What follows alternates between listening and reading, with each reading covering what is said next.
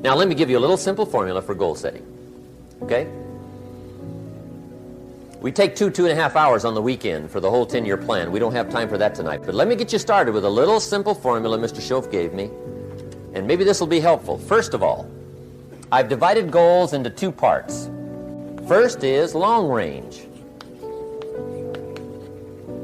Long range goals. That's your dreams. Your dreams for the next 3, 5, 10, 20, 30, 40 years. Actually, the rest of your life. Your dreams. You've got to keep dreaming. Ronald Reagan, president, said to the joint session of Congress a few weeks ago, "The Republic is a dream." And if we don't keep dreaming, we will lose the Republic. Your better future is a dream for yourself and for your family. Where do you want to go? What do you want to do? What do you want to be? What do you want to see? You've got to dream dreams. There's a Bible phrase that says, without dreams and visions, people perish.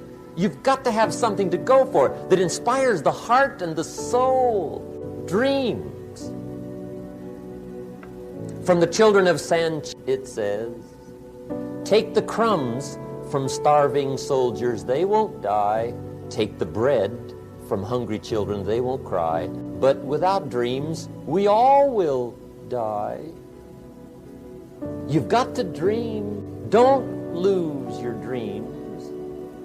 For yourself, for your future, for your family, the dreams of love and enterprise and travel and doing things, becoming something unique on your journey here. Don't lose your dreams. Do some dreaming. That's long-range goals. You've got to have those. So that's number 1. Here's the second part of goals, short range. Short-range goals, that's your goals for tomorrow, this week, this month, this year, the immediate future. We call these confidence builders. Because if you set up something short-range, go for it, get it, latch onto it, work hard, accomplish it. That starts building your strong feelings to go for your dreams. Now, I've divided goals into 3 categories. Here they are. Number 1 is economic. That's your goals for money, income, business, profits, production. Economics. Make sure you've got your economics well planned. Economics plays a major role in everybody's life. Economics is major, which means it ought to be meticulously well planned for tomorrow, this week, this month, this year, long range. What if you asked somebody tomorrow if you could see their meticulously well planned list of economic goals? What would they probably say? They say, you some kind of a nut? You must be weird. Hey, I found out what success is. Success is doing what the failures won't do. Make sure you've got your economics well planned. It'll put you in the top 5%. One of the key little subjects we talk about on the weekend is the 7 fundamentals for wealth and happiness. And that's one of them, well-planned economics. It's a fundamental if you want to do well. Join the top 5%. Anybody in this room can join the top 5%, if you will. Now here's the second category of goals, things. Make a list of the things you want. And on my list of things, now I put everything. Little things as well as major things. Doesn't matter how small it is, it goes on my list. I used to just put major things, cars, homes. I don't do that anymore. I now load my list with everything. Everything. And the reason is, part of the fun of having a list is checking it off. That's it. Boy, at the end of the day, if you can go, got it, got it, got it, got it, got it, got it, whatever it is, right? You get into the habit. So load up your list, the things you want. Now, when you check off something major, celebrate. That's an important point to make. Celebrate your achievements. Live it up. Have a party when you reach something you've worked for a while. See, we all grow from 2 experiences. One is called the pain of losing. The other one is called the joy of winning. We need both of them. Amplify them as much as you can, which also means make losing painful. If you set up something, fooled around, didn't get it, put it on yourself. On the other side, if you did get it, congratulate yourself. Self-congratulations is a sign of maturity. Seeking congratulations is a sign of immaturity. But hey, winning and losing, see, that's what it's all about. That's the name of the game. Now, some people lead such mediocre lives, at the end of the day, they don't know whether they're winning or losing. They got no clue. Guy's just going through the day with his fingers crossed. There's a better way. Okay, here's the third category of goals: personal development. Put those goals together. Personal development goals. That's your goals: to be stronger, more decisive, be a speaker, be a leader, learn a language, all kinds of skills. The whole weekend seminar was designed to improve all your skills so that you walk away more skillful. And that's what you want, the personal development skills. That's what attracts, that's what brings good things to your life, the person you become more skillful. Now, this is quite a package to work on. Economics, things, personal development. For tomorrow, this week, this month, this year, long range. Okay, that'll get you started. Now, here's the simple formula for setting goals. It goes like this. A, work on your goals. That's step one. Work on them. And I put the word work there deliberately. Setting goals is plain hard work. I don't want to kid you. We haven't come here tonight to kid each other. It's work. I know it's work. That's why a lot of people just let it slide. It's work. Many people work hard on their job, but they don't work hard on their future. They just let that slide. And the work involved is making plans. I know most people don't. I understand that. But don't let that be you. Guy says, well, yeah, you work where I work, but the time you struggle home, it's late. You've got to eat a bite of supper, watch a little TV, get to bed. You can't sit up half the night. Plan, plan, plan. And the guy's behind. Good worker, hard worker, sincere. But you've got to be better than sincere, working hard. You've got to be better than a good worker. You've got to be a good planner. Somebody once wisely said, the people who fail to plan are planning to fail. Well said. So work on your goals. Here's step two. Write your goals down. That's so important.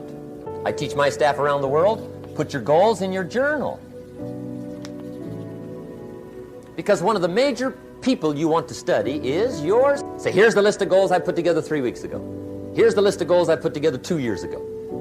Here's some of the changes I made, rearrangement of my priorities. I scratched these off, I put these on, I've gotten these. Study your accomplishments, study what your desires are. Put them on paper, write them down. Here's another reason for writing your goals down. It shows you're serious about doing better. And to do better, you gotta get serious. You don't have to be grim, but you must be serious. Everybody hopes things will get better. Everybody hopes. Poor people hope. That ought to tell you something. It means the future does not get better by hope. It gets better by plan. I used to have the affliction called passive hope. It's an affliction. It's bad. Probably what's even worse than that is happy hope. Now that is really bad. That's bad. Happy hope. The guy's 50 and he's broke and he's still smiling. See, that's not good. So get serious about your goals. Put them on paper. Write them down. There's all kinds. His goals, her goals, their goals. Business goals, financial independence goals, family goals. I mean, there's so many things to work on this that if you don't get busy and work on it, sure enough, the time will pass. And sure enough, 5 years from now, you'll wind up where you don't want to be, wearing what you don't want to wear, driving what you don't want to drive, being what you don't want to be. Now's the time to fix it. Now, here's the third step to your goals. Check the size of your goals and the kinds of goals. How big they are, what kind they are, affects you. And here's one of the important phrases of the evening. Your goals are affecting you, whatever they are. Your goals affect your handshake. Your goals affect your attitude, personality. Your goals affect the way you walk, the way you talk, the way you dress. All day long, we're being affected by our goals. Now, some people have goals, but they have such lousy goals. The effect is bad. I asked a guy one time, what are your goals for this month? The guy said, look, if I could just scrape up enough money to pay these lousy bills. That was his goal. I'm not saying it isn't a goal. It's a goal, but it's such a lousy goal, the effect is bad. You don't jump out of bed on Monday morning and say, oh boy, another chance to go out and scrape up the money to pay my lousy bills. See, you don't do that. Usually you say, oh, not another Monday.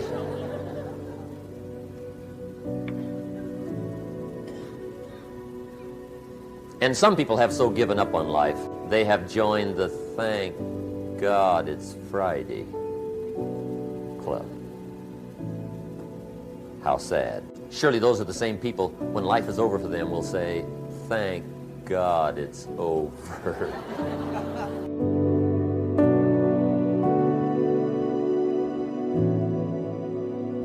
But I think that's good advice. Don't be a follower, be a student, right? Take advice, but not orders. Take information, but don't let somebody, order your life. Make sure what you do is the product of your own conclusion. Excellent note to make. Make sure what you do is the product of your own conclusion. Not to do what someone else says. Take what someone else says, process it, think about it, ponder it. If it makes you wonder, if it makes you think, then it's valuable. Then when you go take action, make sure that the action is not what somebody told you to do. Make sure the action is the product of your own conclusion. If you'll follow just a little bit of those simple guidelines, I'm telling you, the learning process can be speedy, swift, powerful. Your learning curve can go up, and then applying it to your business, your life, your family, conversations, equities of all kinds. You'll find some progress like I did that first 5 years when I met a teacher willing to share with me, turn my life around. Progress I couldn't believe happened for me. Okay, let's get started. I want to review, I was here last time and we talked about the 5 major pieces to the life puzzle, and I just want to review those because it lays such a good foundation for all the rest that I want to share with you today. We got a lot of subjects to cover, so we're going to go rather swiftly, okay? Put on your mental track shoes here and run with me today, because I'm going to deal mostly in concepts. Expect you to, fill in a lot of the details, because I got a lot to share. I want to get through it all. But let's lay this foundation again of the 5 major pieces. Happens to be the title of my latest book, but I think it is so valuable in laying a foundation. It's some of the things I learned between ages 25 and 30. The teacher who taught me so well. He dealt in these fundamentals, we call these. Fundamentals. We call these basics. Basics for sports, fundamentals for sports, fundamentals for your business, fundamentals for the way you deal with your family, a few simple things, a few basic things that if you practice every day can make all the difference in the world, how it works out. I boiled it down to 5 major pieces to the life puzzle. Let's just review those. Number 1 is philosophy. Philosophy, as I taught the last time I was here, philosophy, in my personal opinion, is the major determining factor in how your life works out. Philosophy, the major determining factor in how your life works out. Philosophy. To form our philosophy, you got to think. You got to use your mind. You got to process ideas. And this whole process over a lifetime, starting way back here when we were children, schools that we've attended, our parents, our experiences, all this stuff that we've processed by the thinking process helps to develop our philosophy. And in my opinion, each person's personal philosophy is the major factor in how your life works out. Here's what I called it in that last presentation when I was here. It's called the set of the sail. Each person's personal philosophy is like the set of the sail. Now, I used to think it was circumstances that ordered my life. If someone would have asked me at age 25, Mr. Rohn, how come you're not doing well? Pennies in your pocket, creditors calling, nothing in the bank, behind on your promises to your family, you live in America, 25 years old, got a beautiful family, every reason to do well, and things are not going that well for you. What is wrong here? It would not have occurred to me to blame my philosophy. I mean, it would not have occurred to me. saying, well, I got this lousy philosophy, and that's how come I got pennies in my pocket and nothing in the bank, and things aren't working well. That would not have occurred to me. I found it much easier to blame the government. Much easier to blame the tax problem. I used to say taxes are too high. Top tax rate when I first started paying taxes, 91%. Back then, when your income reached a certain level, all your income over that, 91%. So I used to say that's too high. Now the top tax rate's about 33%. But people are still saying what? Taxes are too. See, but you can't use that anymore. If it's gone from 91 to 33, how could it be too high? Come on. I threw all that old excuse stuff away. Some people found it, though, and they're using it these days. My old list. I used to blame the traffic, the weather, used to blame circumstances, right? People say I'm too tall, I'm too short, I'm too old, I was raised in obscurity, raised on a farm, parents of modest means, all the stuff. If you were to ask me, how come you find yourself here, Mr. Rohn, age 25, living in America, land of abundance and opportunity, pennies, zero in the bank, not doing well, creditors calling, it would not have occurred to me to blame my philosophy. I found it easier to blame the company policy.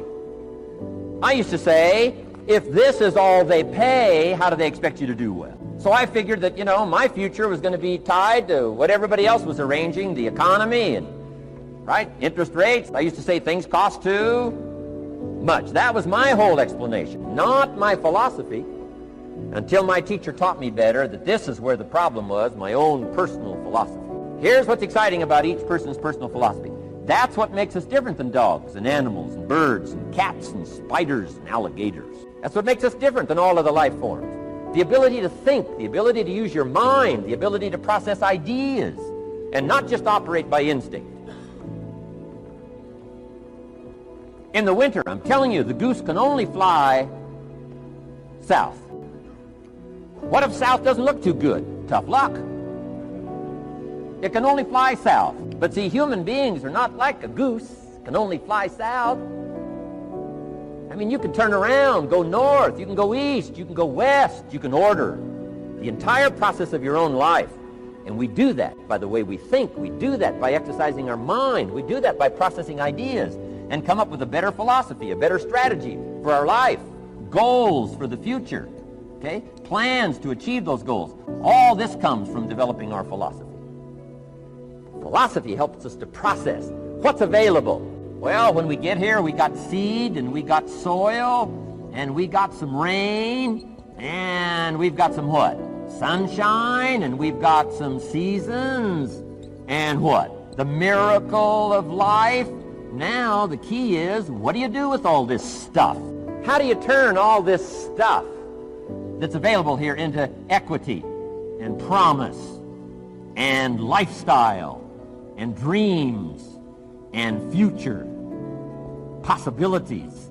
All of this that's possible now with human beings, how do you take all this stuff and turn it into this equities and values? Well, it starts with philosophy. What is the seed? What is the soil? What is the sunshine? What is the rain? Is it possible to take some of each of all the stuff that's available and turn it into food and turn it into value and turn it into nourishment, turn it into something spectacular and unique that no other life form can do? And the answer is yes. But you cannot deal with all this stuff and what to do with it unless you start refining your philosophy. Think, use your mind, come up with ideas, and strengthen your philosophy. So the seed and the soil and the rain and the sunshine, this is called, the economy and the banks and the money and the schools and everything that's available out there, processing information, what to do with all that, and turn it into equity and value. That is the major challenge of life, my personal opinion. So each person's personal philosophy now is going to determine what you're going to do with seed and soil and sunshine and rain and miracle, the change of seasons. That's it.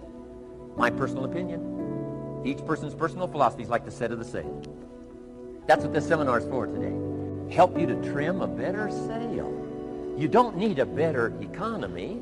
You don't need better seed and soil. In fact, when it comes to seed and soil and rain and sunshine and seasons and the miracle of life, that's all you got.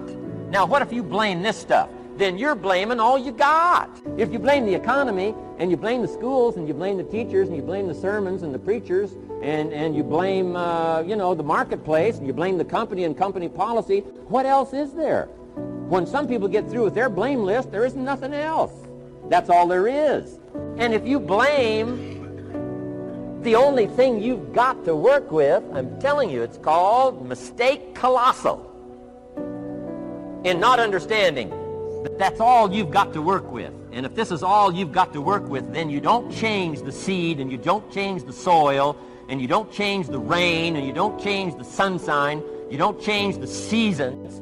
Right? Guy says, I'll take 3 springs, 4 summers, 9 falls, no winters. No! You can't fool with this stuff. You got to take it like it comes. Then what do you change to make your life work well? You got to start with your philosophy. Guess what I had to do at age 25 in order to change my own future? I had to change my mind. I had to change my thinking. I had to change my philosophy. I was messed up on what was causing my problem. And once I got that straightened out, that all the stuff I blamed, the government and taxes and the marketplace and the economy and things cost too much, negative relatives, cynical neighbors. Once I got rid of that and started going for where the real problem was, which was me, I'm telling you, my life exploded into change. My bank account changed immediately. My income changed immediately. My whole life took on a whole new look and color immediately. And the early results I got from making these philosophical changes tasted so good, I've never stopped the process from that day until this. And I'm telling you, with a little consideration of the refinement of your sail, by setting a better sail, refining your philosophy, your whole life can start to change from today on. You don't have to wait till tomorrow. You don't have to wait till next month. You don't have to wait till spring. You don't have to wait till 93. You can start this whole process immediately. I recommend it. Now, some people do so little thinking, they don't even have their sail up. I mean, you can imagine where they're going to wind up at the end of this week, at the end of this month, at the end of this year. Now's the chance to change, process all this information. So number 1 is philosophy. Okay. And we dealt with all that, where we get ideas from personal experience, from other people's experiences. I don't want to get into all those details because we covered that the last time I was here. But philosophy, that's number 1, my personal opinion. Each person's personal philosophy. Here's the definition of success and failure. Just make this note. Here's failure.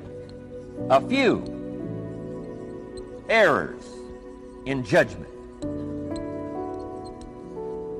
repeated every day. Now you can automatically assume, Mr. Rohn, I say, I can understand that. A few errors in judgment repeated every day. For 6 years, I'm with my father. I think I told this story the last time I was here. My father, 88 years old, he's never been ill, still hasn't retired. Not long ago, midnight, we're getting ready to go to bed. We've drilled a new well, got some extra water, got some more acres going. He's all excited. At midnight, we're getting ready to go to bed. My father's eating what he calls his midnight snack. A little bite to eat before you go to bed. Don't have to go to bed hungry. And I'm watching him eat this midnight snack. Guess what he had? An apple, a few graham crackers, and a glass of grapefruit juice. I said, no wonder my father's so healthy. My mom taught us all those good health practices. Taught me when I'm growing up, right? I'm an only child. I've never been ill. Passed the big 5-0 some time ago. My 2 daughters, 32, 33, never been ill. My grandkids, never been ill. I'm telling you, the legacy lingers on. As I watched my father have this midnight snack, suddenly it occurred to me. I know that's part of it. An apple, what?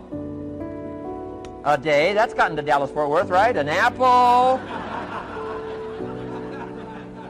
An apple a day keeps the doctor away.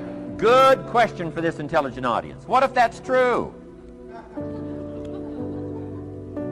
You say, well, Mr. Rohn, if that's true, that would be easy to do. Then what's the problem? It's easy not to do. It's easy not to adopt it as your own personal philosophy. Or the guy messed up the saying. Guy says a Hershey bar a day. Say, no. No. You've been watching too much television. It is not Hershey bar. You got to be smarter in philosophy than to fall for the Hershey bar a day when it's an apple a day. You got to be smarter than that. And if you make that kind of an error in judgment every day for 6 years, I'm telling you, it'll accumulate into disaster. Sometimes the first year you say, well, You know, I'm so healthy now, what difference is it going to make? You got to be smarter than that. Just because disaster doesn't fall on us at the end of the first day doesn't mean disaster isn't coming. You got to be so smart that you look down the road and say, will the errors in my present judgment of philosophy, what's that going to cost me in 1 year, 6 years, 1 month, 6 months? I'm telling you, the money cost and the health cost and the success cost is too gigantic if you'll look down the road a little ways and say, are there errors in my current judgment like an apple versus a Hershey bar? Is that just a good illustration of some of the rest of my errors in judgment? If it is, that's where I found myself at age 25. I started working when I was 19. I met my teacher who helped turn my life around when I was 25. That's 6 years. At the end of the first 6 years of my economic life, I've got pennies in my pocket. I've got nothing in the bank. The creditors are calling saying, hey, you told us the check was in the mail. I'm embarrassed. I'm behind on my promises. I live in America. I'm 25-year-old American male. I got a nice family, every reason to do well. And I'm messed up. Now, what's messed up? I used to think it was the community that was messed up, and the country was messed up, and the government was messed up. If those Democrats ever get in the White House, that'll really mess things up. If the Republicans stay in power, that'll really mess things up. The economy was messed up. Interest rates are messed up. I thought all this stuff was messed up. Then I found out that's not what was messed up. I was criticizing the only thing I had to work with. What was really messed up was my own personal philosophy. My own errors in judgment in my own personal philosophy brought me in 6 years to pennies in my pocket, nothing in the bank, and trying to explain why I wasn't doing well living in America, 25-year-old American male, got a family, every reason to do well. Now, once I understood this, here's the formula for failure: errors in judgment, being lax about developing your own personal philosophy. I'm telling you, it's called accumulated disaster. It doesn't matter whether it's your health or your bank account. Guy's got an empty bank account, probably has high cholesterol. Why? Over the last 6 years, he never paid attention to either one. And it doesn't matter whether it's a dollar, or whether it's your money, or whether it's your cholesterol count. All you got to do is commit the errors, and just because disaster doesn't fall on you at the end of the first day that you don't eat an apple. You say, well, I didn't eat an apple today, and tonight I'm not ill. Well, you got to be brighter than that. Someday you got to leave first grade. The reason we make those first grade desks so small so they won't fit at age 25. I mean, right? You don't belong here anymore. Come on. Now let me give you the secret to success. The formula for failure: a few errors in judgment repeated every day for 1 month starts the weakness, starts the disaster process. You can imagine what happens in 6 years.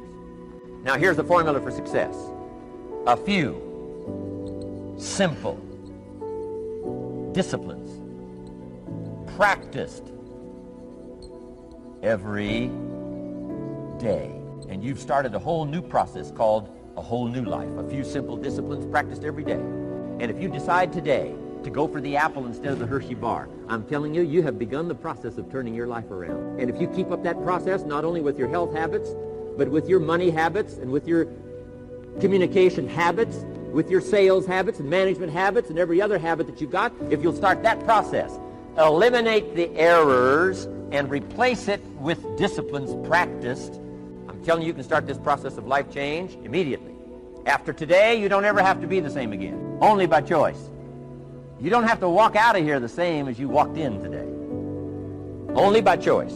You can start a whole new process. And you say, well, Mr. Rohn, is it that simple? Yes, it's that simple. Where else would you start but with an apple? You don't have to start with something staggering. What if you should be walking around the block for your good health and you don't? What'll that do in 6 years? I'm telling you, the word is disaster. You could and you should and you don't. Here's an even stronger word. You won't. I mean, don't might mean you're careless. Won't probably means you're stubborn. And either one's called disaster. Could, should, don't. I'm telling you, that's why at the end of 6 years, I found myself with pennies in my pocket, nothing in the bank, creditors calling. Could, should, won't. Could, should, don't is called disaster. Now, how do you change all that?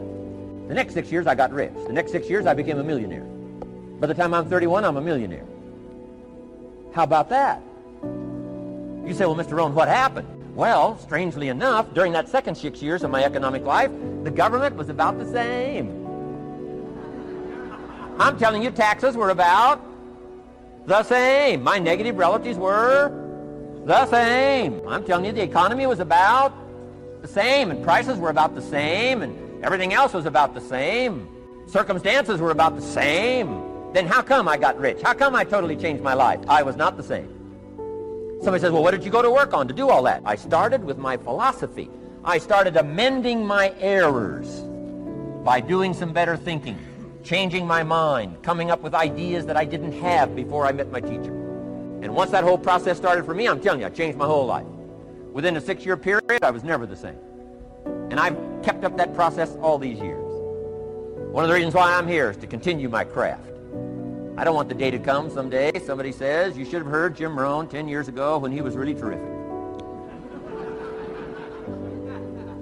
Guess what I want people to say? I heard him 10 years ago, but you should hear him now. I'm telling you, the man works on his craft. I'm telling you, the man's done some extra reading. I'm telling you, the man doesn't miss a trick. I'm telling you, he's worked hard on himself. That's why he's able to deliver like he does. The same thing can happen for you as a teenager. It can happen to you as a mother, as a father, as a business person, as a salesperson, running a business. Doesn't matter. Management, wherever you find yourself. This is the process called personal change. And what I say to start with is, start with your own philosophy. Your philosophy is going to determine whether or not you go for the disciplines or continue the errors that's called potential disaster. And everybody has it within their power. Well, it was so happy for me to find out at age 25, Mr. Shoaff said, Mr. Rohn, you don't have to change countries. But you do have to change philosophy. And if you'll change philosophy, not country, you can turn around your income, you can turn around your bank account, you can turn around your skills, you can become capable, powerful, sophisticated, healthy, influential, all the other equities that you could possibly want out of your life, using the only stuff there is and not trying to change any of this stuff. Appreciate all of this stuff with all of its ups and downs, with all of its mystery of why it works and sometimes it doesn't work. Don't challenge this. You don't have to ask for another planet. You don't have to ask for another country. Just ask for another book. Ask for another seminar. Ask for another idea.